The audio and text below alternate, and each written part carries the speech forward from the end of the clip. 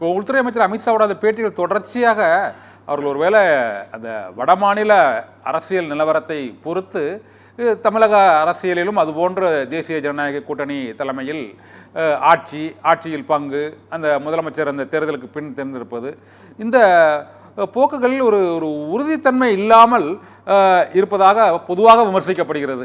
அதிமுக பாஜக கூட்டணி அந்த உள்துறை அமைச்சர் அமித்ஷா வருகைக்கு பிறகு அந்த கூட்டணி உறுதியாக இருக்கிறதா? அவர்கள் தொடர்ச்சியாகவே இப்போ அதை தொடர்ந்து முருக பக்தர்கள் மாநாட்டில் தந்தை பெரியார் அண்ணா தொடர்பாக விமர்சித்தது, அதை தொடர்ந்து அந்த ஆர்எஸ்எஸ் பேரணியில் பங்கேற்றது கோயம்புத்தூரில் உள்ளிட்ட பல்வேறு தொடர்ச்சியான அந்த சர்ச்சைகளே அது வந்து கொண்டிருக்குன்னா அது சர்ச்சையா அல்லது சாதாரண நிகழ்வு தானா சார்? அதெல்லாம் சர்ச்சை தான்.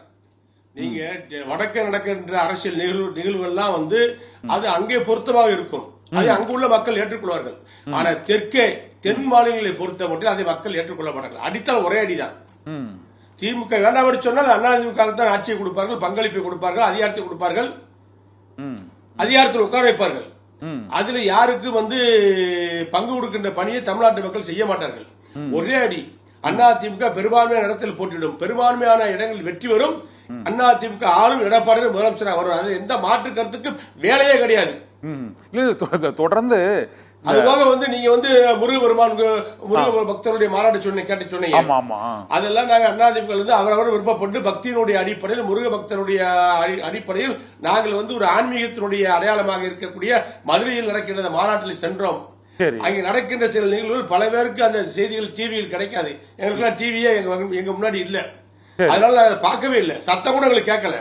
அதனால வந்து தெரிஞ்சதுக்கு பின்னாடி நாங்கள் வருத்தம் தெரிவிச்சோம், கடுமையான கண்டனத்தையும் தெரிவிச்சிருக்கோம். அது முடிஞ்சு போன கதை. அந்த மாநாடையும் பிஜேபி நடத்தல, இந்து முன்னணியே நடந்துச்சு. நீங்க அதை பிஜேபி கட்சி நடத்தல. அதனால நாங்கள் பிஜேபியோட உடன்படிக்கை வைத்திருக்கிறோம். பிஜேபியோடு எங்கள் தலைவர்கள் கூட்டு வைத்திருக்கிறார்கள். அதிமுக பிஜேபி தான் கூட்டணி. ஆகவே ஒரு சில கருத்து வருவதற்காக, முரண்பாடான கருத்து அங்கு ஏற்பட்டு விட்டதற்காக கூட்டணியை முறித்துக் கொள்கின்ற அளவுக்கு பிரச்சனையை திமுக கையாளுகிறது சொன்னால் அதிமுக பிஜேபி கூட்டணி மீது வைத்ததனால் திமுக பதறுகிறது, பயப்படுகிறது. ஆகவேதான் இந்த உளறல், இந்த பேச்சு. ஆகவே தான் மீடியாக்களை தூண்டிவிட்டு இப்படி சில செய்திகளை பரப்பிக் கொண்டிருக்கிறார்கள்.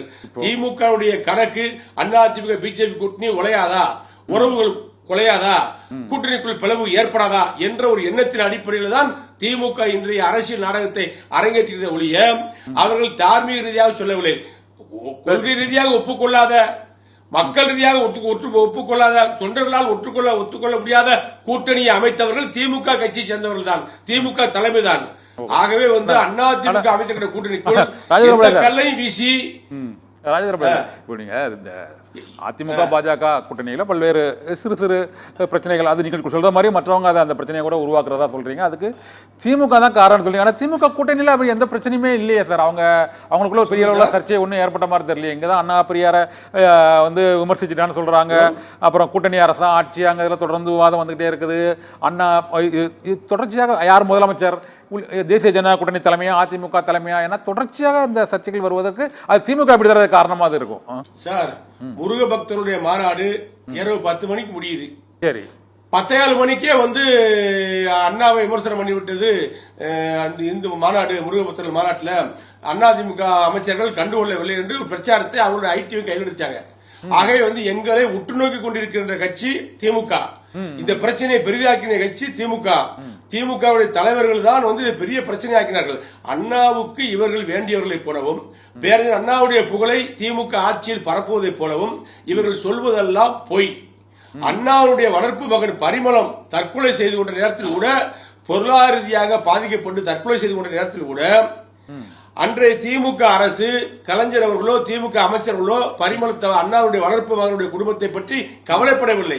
ஆனால் புரட்சித் தலைவர் எம்ஜிஆர் அண்ணாவுடைய மறைவுக்கு பின்பு அண்ணாவுடைய மனைவி ராணியம்மாள் அவருடைய குடும்ப செலவுக்கு தேவையான உதவிகளை செய்தவர், அவருடைய கடன்களை அடைத்தவர்.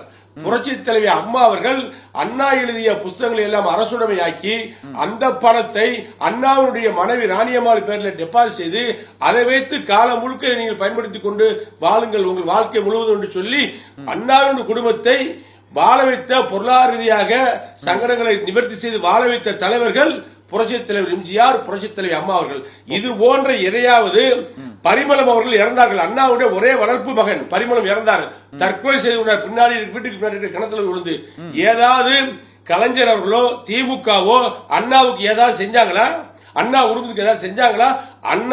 அண்ணாவுடைய ஆரம்பித்த திமுக அண்ணா திமுகவா மாறி போச்சு. இப்ப இருக்கிற திமுக அது கலைஞர் திமுக. அண்ணா திமுக அண்ணா ஆரம்பிச்ச திமுக அண்ணா திமுக மாறி போச்சு. அண்ணாவுடைய பெருமையை புகழை பரப்புகின்ற கட்சி அண்ணா திமுக. எங்களுடைய பொதுச் செயலாளர் எடப்பாடியார் தெளிவா சொன்னாரு, அண்ணாவுடைய பெயருக்கும் புகழுக்கும் தீங்கு ஏற்படும் சொன்னால் நாங்கள் சும்மா இருக்க மாட்டோம், அண்ணா திமுக பார்த்து கொண்டு இருக்காது என்று சொல்லி அறிக்கை வெளியிட்டிருக்கின்றார். இதற்கு பின்பும் அண்ணாவுடைய பிரச்சனையை கையில் எடுத்துக் கொண்டு அண்ணா திமுகவை கலங்கப்படுத்த முயற்சி செய்கின்ற கட்சி திமுக. இதிலிருந்து தெரிய வேண்டாமா? பிரச்சனையை பெரிதாக்கி கூட்டணியில் பிளவு வர வேண்டும் என்று எண்ணுகின்ற கட்சியாகத்தான் திமுக இருக்கிறது. இதை பெரிதுபடுத்துகின்ற கட்சி திமுக. ஆகவே இன்றைக்கு ஏற்பட்டிருக்கின்ற அரசியல் நிகழ்வுகளுக்கு காரணமே திமுக கட்சிதான்.